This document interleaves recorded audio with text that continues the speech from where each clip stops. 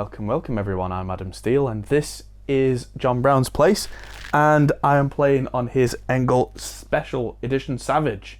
And my guitar, and my pedals, and my stool, and my room. Get out! Ha! Yeah, who set all this up? Thanks, John. So, I thought I'd check out the Savage Special Edition. I don't play like John does, which is, in this case, I think a good thing, because it means it can show what this amp can do when a not-so-good player uses it. Because, of course, pretty much every amp that John plays sounds like him.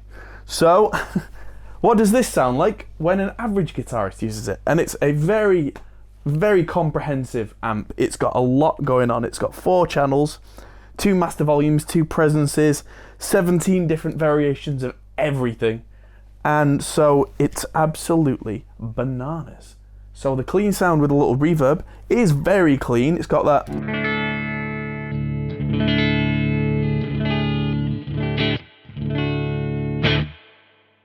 kind of thing with quite a lot of reverb in there, but that's with the reverb only at 3.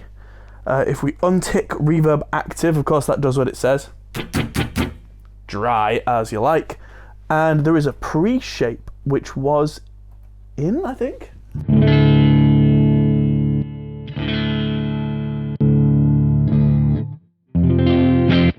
And that pre-shape on channel 1 really kind of boosts the low end and changes the sound, which for this particular guitar, especially in the neck pickup, is too much, but on bridge,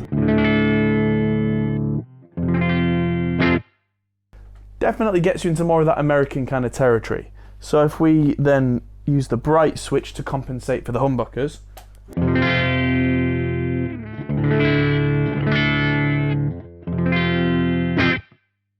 very different sound again, still clean. There is the treble balance. What does that do? Does that not do anything on channel 1? No, it's only on channel 2. Channel 2, right. And that's where we're going to get to right now. Because there is channel 1, channel 2 right here, which changes it from clean to crunch. I'm guessing if you're using this live, they do a big massive foot switch that you can change everything on. But this now sounds a bit different.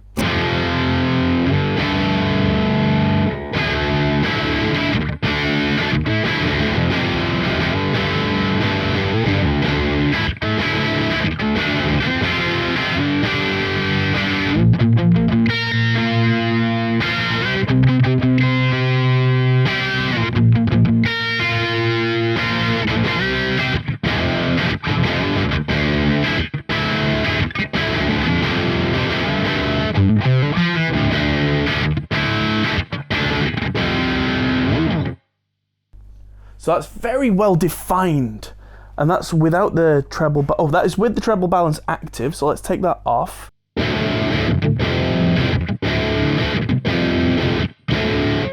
And that isn't so much a treble boost as a whole like high-mid kind of clarity boost. I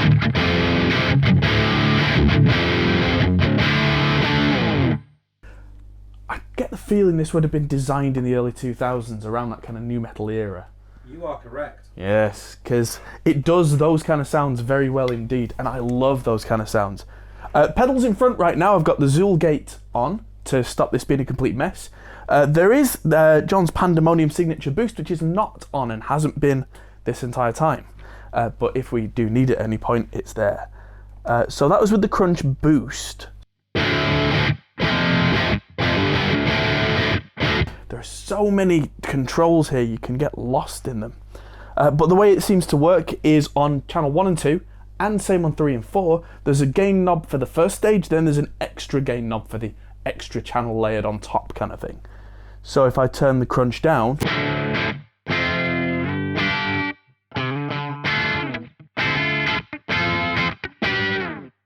you can get that kind of thing on top of the clean.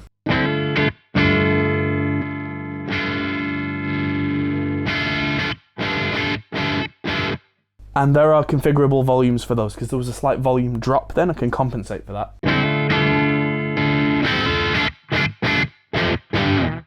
Or if you want to use one channel with a similar gain stage but kind of use it as a volume boost, you can. But also the fact that there are 2 master outs means you don't have to do that if you've got a dedicated solo boost in mind without changing the gain structure if that's what you want to do. But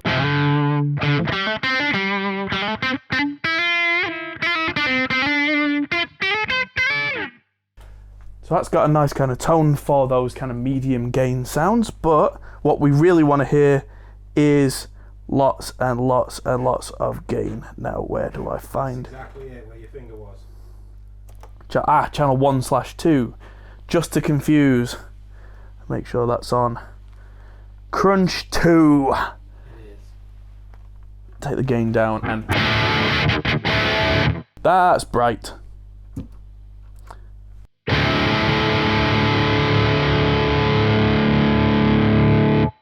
And that's with the presence really rolled off in a kind of a Marshall kind of style.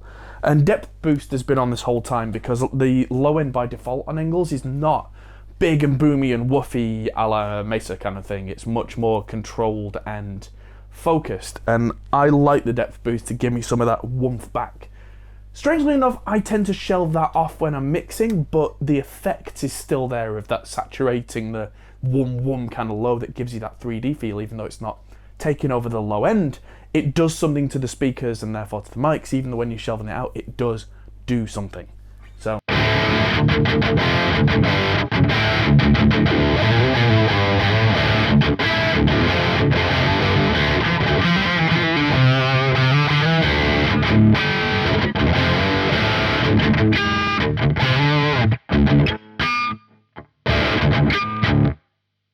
Yeah, so the rough and smooth is a weird control because it takes a lot of the guts out.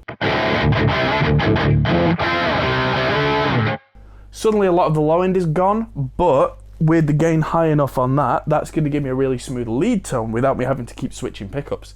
So if I'm the kind of guitarist that only has a bridge pickup, then I can still do something reasonable with it.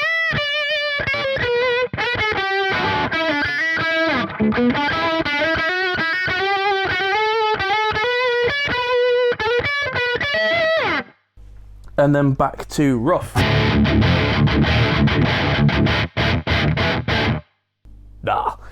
And then you can get all the way through to the what they call the lead channel, which Browne calls channel 4. It's all just names for different things, isn't it? Really, but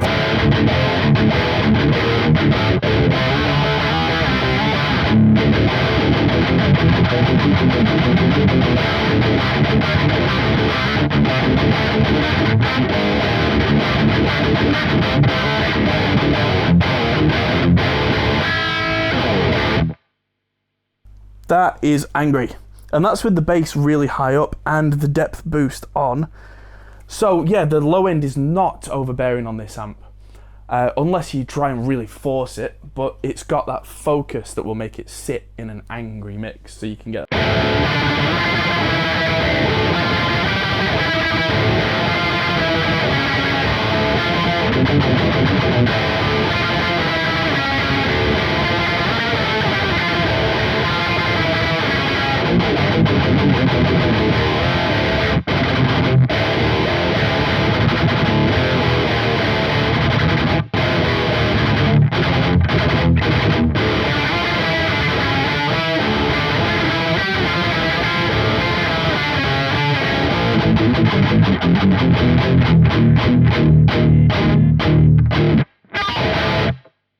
I should play more black metal.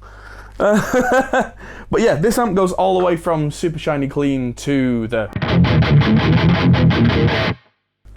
Yes, but still it's not a mess even at the highest gain. You can still hear every little mistake. Which means that maybe it is for the guitarists who've spent lots and lots of hours woodshedding, because there's nowhere to hide. But in a mix, that tone is going to be super clear and come right through. So yeah, if you know what you're doing, Looks Like a Savage might be the answer for you. Thanks everybody for watching. Thanks Browne for letting me use everything as listed previously. And I will see you all in the next video. Goodbye!